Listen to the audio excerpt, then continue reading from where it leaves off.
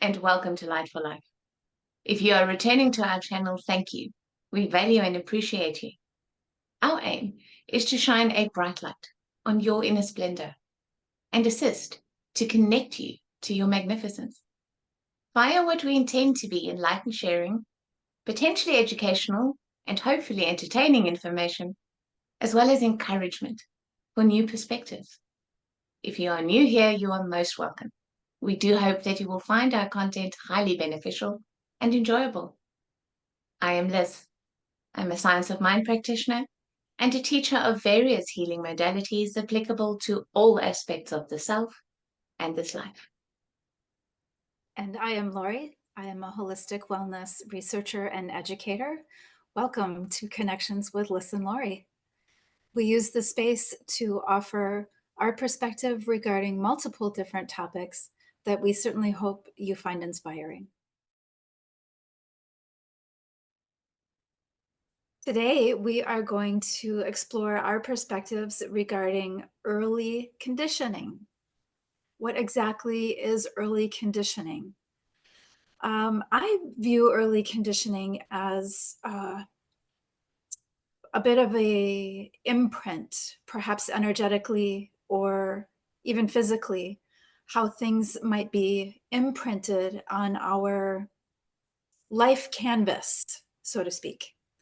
So the conditioning really starts right in the womb, really.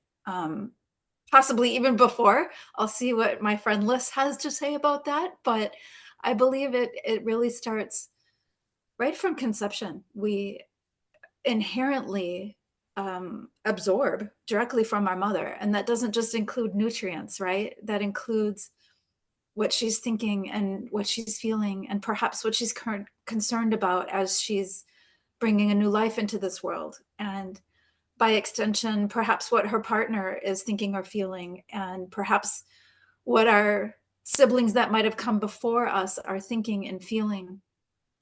All of that contributes to our conditions, right? So it contributes to the canvas of our life, right? And what does that mean as we're born into this world and as we start to develop our consciousness and our thoughts and our beliefs, which in turn become our perceptions, right? And how we view the world, how we view ourselves in the world, and how that lays a foundation for everything that's to come. What do you think so far, my friend? I agree with absolutely everything you've said. I've got lots more to add, but so far, Sure. yes. If we're going to be describing the general state of things, that is a great place to begin, Laurie, very much so. Very much so. And to answer the question you implied in the middle there, perhaps even before, I have to address that. I can't let that slide and not answer it. And so many of us, from either a conceptual or a religious or a cultural point of view, believe that life begins either when the first breath is taken or at conception. Very, very few understand that life is actually eternal. Mm-hmm. And eternity doesn't flow in one direction from here to the future. Eternity is a never-ending circle. So if we understand that our energy is eternal, and it is, physics tells us that, it's always been eternal. Mm-hmm. That's really So powerful. absolutely. Does it start before conception? For sure. And within a realm of experience that is dominated by the law of free will, that free will needed to be in operation before we were here. Mm. Otherwise, it's not really free. Right. So when you understand those two concepts, that we've had our free will all along, it's inherent, it's not granted and then ungranted. given at a certain point, excuse me, and then taken away. We are free will beings. We always have been. And we are eternal beings, and we always will be. So we literally choose the environment of our early conditioning. So we don't only choose when we will incarnate, but where on the planet, to what family, and we choose our mother, our father, our significant life events based on how our stream of consciousness needs to expand, which we interpret down here as our personal growth. So the environment of our conditioning that we choose is the environment that is perfect for what we need. And so very often that contains the very things that we think, quote unquote, shouldn't have happened to us. Those horrible, traumatic, negative experiences that none of us would consciously choose. And yet they've formed who we are. So we can't regret them, not truly, because we wouldn't be the character that we are with the strength and the growth and all the other attributes that we have without those negative experiences. So in addition to that, our behavior now and our results in life, the personality that we think we are, none of those things are random. They're all conditional. And the beauty is that they're malleable. They're not written in stone. They are not concrete. They're subject to change. So when we are born, those first 5 years, the brain is actually at a level of brain waves synonymous with a hypnotic state. A little child, up until the age of 5 to 7, isn't really conscious. No. They are in the theta brainwave state, being hypnotically programmed, aka conditioned, into a certain culture, into a mountain of consciously and subconsciously held beliefs, into an identity, into loyalty and disloyalty to certain things and not others. And so when we arrive at the point where we want to choose our own constructs, our own identity, and our own beliefs for ourselves, and we want to reprogram those things, that is why we have to then re-enter that theta brain state to be able to do that.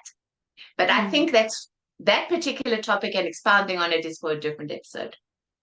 So in terms of an introduction to what all conditioning might entail, I think for now, that's enough of illuminating the problem. So the question is, how do we see that actually fleshing out in our lives? As highly conditioned beings, what happens? What's your perspective on that? Well, I'm actually looking at all of the things that contribute, and from before we even get here to, like you said, approximately age 5, it's age 6, age 7, maybe even all the way up to age 10, all of the contributing factors that go into I mean, it's mind-blowing, really, when you think about how much we learn in the first 10 years of life. It's just mind-blowing how much contributes to the trajectory of our lives, and how all of that builds the foundation, our launching pad, our blank canvas for what it is that we move forward with. We think about our not just our family of origin, but any other caregivers that we have in those first 3 years, those first 5 years, and our siblings and our friends and the teachers. And then we go on, like you said, in the religious beliefs and the cultural beliefs. There is so much early conditioning. And then I like how you flipped it to none of that is concrete. Just because they had a really significant impact and they did lay the foundation, it doesn't mean that we are locked into that conditioning. It's not a prison. The doors are open. And we absolutely can use that to understand how we think the way that we think, and why we feel the way that we feel. But it can just be a launching pad, right? It can just be, just because the canvas has been painted a bit doesn't mean we can't enhance to the painting. We can't perhaps completely paint over what has already been painted. And Very much so. Very much so. Because the thing is, in our early independent years, we tend to live according to that conditioning until we come up against a personal life experience that shows us somehow, in some way, this conditioned belief is not valid. This conditioned way of behavior doesn't work. This conditioned thinking isn't effective. This conditioned feeling is not actually a natural response to absolutely everyone I've just met. Hey, wait, this is just what I was taught. Yeah. Is it actually what I want to believe? Yeah. And so what tends to happen is that society and life experience confirms beliefs that we weren't even consciously aware of. And so we get stuck in that loop, we hold to it, and we even add to it until we don't do that anymore. And usually it takes a crisis of some kind, a relationship that doesn't work, a career that doesn't go anywhere, a physical condition, a profound loss, a traumatic event. It takes a crisis of some kind to actually force us into our own self-actualization. Yeah. To actually force us to start questioning not only what we think, but why we think it, where we got it from, what we believe, why we believe it, and is it even valid? What we do and why we do it, and does it actually serve us? And when we start questioning these things, and some of us go further into existentialism and start questioning the way and why for of absolutely everything. Why am I here? What is life was about? What's the point? Questions are so good, because as soon as we start questioning, we start moving out of that conditioning, and we get to answer those questions any way we like for ourselves. But eventually we all start realizing that it's a very simple fact of what works, what just doesn't. What just doesn't work. Yeah. And once we see that, it's easier to let that go. But then we come up against a whole new bunch of challenges. And energetically, that can how do we describe how that can energetically feel? Large? How would you describe how that can energetically feel to realize that a lot of the things that you've been conditioned to believe have some holes? There's some flaws in the system here. There's the things just aren't adding up. And simultaneously, while you're realizing, I don't know if I align with that anymore, that's got an energy all its own. And then you start to wonder and explore what does feel right and true. Oh my goodness. It's like a huge door opens up, and energetically it can be very exciting, but it can also, for me, I shouldn't say unilaterally across the board for everybody, but for me, it was intimidating. It can be overwhelming. It can be deeply shocking sometimes. It can literally be like an earthquake to your very foundations. Yeah. It can seem very, very difficult. And I know in my experience, when I first started working on changing conditioning, it felt like it would never end. Yes. It was like, when am I done with all the stuff that I don't choose to identify with anymore? It can feel like it doesn't end, but I promise it does. Eventually it does. Yeah. But what we have to do to speed up that process energetically of being in that very confusing and oh my gosh energetic state is to deal in particular with three things. The first is the autopilot thoughts that no matter what you're consciously choosing are going to come up in resistance and reaction to that. And that will happen for quite a long time until you've really gotten certain and sure about what it is that your new conceptions actually are. The second is the inner critic. That's super conscious, that behaves like an internal parent. And depending on how you grew up, how harsh that parent is or isn't is determined by that. But nonetheless, everyone has an inner critic. That every time you try to think out of the preconditioned box is going to come in and try and slam you for it. Mm-hmm. And that's where some extent of emotional healing and strong personal truth about your worth and value is going to be so important for you, because that is where you will find the ability to tell the inner critic,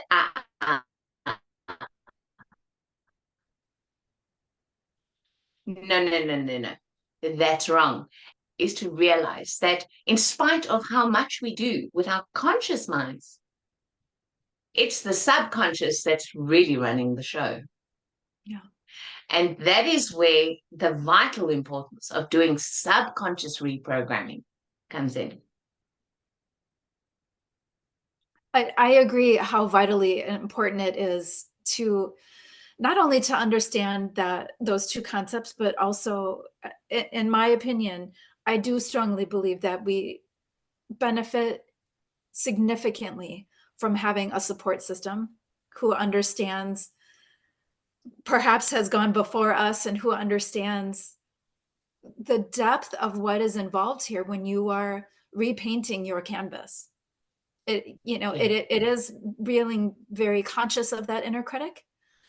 It is also knowing that you are worthy, you have always been worthy, you are inherently worthy, and anything other outside of that is a lie. And Yes, because it's already such a mountain, Laurie, and that's before we add emotional complexity and potential trauma to the mix. Yeah.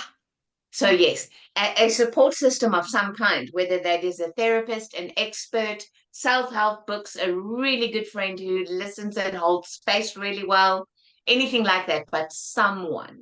Yeah. It is a very, very difficult journey for anyone to take all by themselves. Yeah. Definitely. Yeah. And even better if there's a community that you can connect to. Yes. Yes. That's learning the same things, embracing the same challenges, going through the same growth. Oh, it's invaluable. It is invaluable. And hopefully we're creating the beginnings of that here. I was just thinking the same thing. I certainly hope that that is exactly what we are creating. And I think there's so much benefit to it in a community sense, because we quickly see that we are not alone. A lot of our thoughts and our beliefs and our misconceptions are really not all that unique. And that unity alone can really be a launching pad, in my opinion, to, okay, I'm not crazy. I'm not alone in this. I can do this. Look at all of these people. We are going to do this. It can really be a beautiful process. It doesn't have to be so bumpy and so uncomfortable and so lonely. Yeah, and it assists our own empowerment. It's not about leaning on others per se, but it is about how the input of others assists us to empower ourselves. It's a magical process. It really, really is. So it's imperative, first of all, to become aware. Become aware. Yeah. Let's not go through life just automatically responding, instantly reacting the way we've always reacted. Sleepwalking through our lives, giving all our power away to external things and people and events. It's so imperative to become aware that we are actually creative beings who are conscious and we can change things. We're here to actually have an effect on our own lives, as well as on external environments and other people, circumstances, relationships, and things. We're powerful beings. And life is a mirror. It's a profoundly accurate mirror when you know how to look at it properly. Yeah. Life, whatever it is showing you right now, is showing you a perfectly accurate picture of what is going on in your internal world. And we don't break the mirror. We don't remove the smudge on the mirror. That achieves nothing. We need to look at the mirror of life and recognize what it's showing us. And then that's what we need to work on changing. It is within. And it's as simple as a choice. Choosing to become the observer in our own lives and the co-creator in our own lives. Yes. Choosing a new thought, choosing a new belief, choosing a new feeling, choosing a new response, choosing a new habit, choosing to do something different, choosing to go somewhere different. Choosing. The Yeah, and exercise even just of our free will. Yeah, absolutely. And even just questioning, does this feel right anymore? Does this serve me anymore? Does this do I still align with this belief? Do I still align with this thought? Does this still feel right? But we can't ask these questions and we can't make these new choices if we're not observing what's going on in the first place, right? Exactly. I mean, we do eventually get to the point when we've been doing this long enough, we eventually get to the point that we realize not even the observer is real. But that's quite a long way down the road. So starting in the observer position is certainly a great thing to begin to do if you haven't practiced much conscious awareness and you're just starting, especially to break out of preconditioned mold. Then definitely taking the observer position, learning to watch thoughts instead of identify with them, learning to watch feelings instead of making them your own, learning to watch, how do I respond in this situation and why do I respond that way? And is that actually my best and my highest and the only available response? Or is there something else that I could do? Yes. So yes, that is the beginning of the birth of awareness, for sure. Exactly. I think that is a perfect place to stop this first portion. Do you have any final thoughts? I don't think so, Laurie, except to give people encouragement that whatever you might feel you are stuck in, whatever it might be, it is never ever true that you are. However insurmountable it may seem, there is a way out. And if you will trust that you can find it, it will be shown to you. It will be shown to you. Absolutely. It does exist. Yes. I think that's a beautiful place to land until we meet again.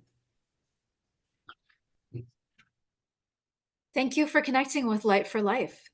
If you appreciate reminders, please go ahead and subscribe to the channel so you can receive those notifications. If you would like to work with one of us, you can find our contact information in the About section of this channel. Yes, thank you for connecting with Light for Life. Please share your insights, your questions, and your comments with us in the comment section below. We value your feedback. And we really hope that we will see you for our next episode. We upload one every Thursday.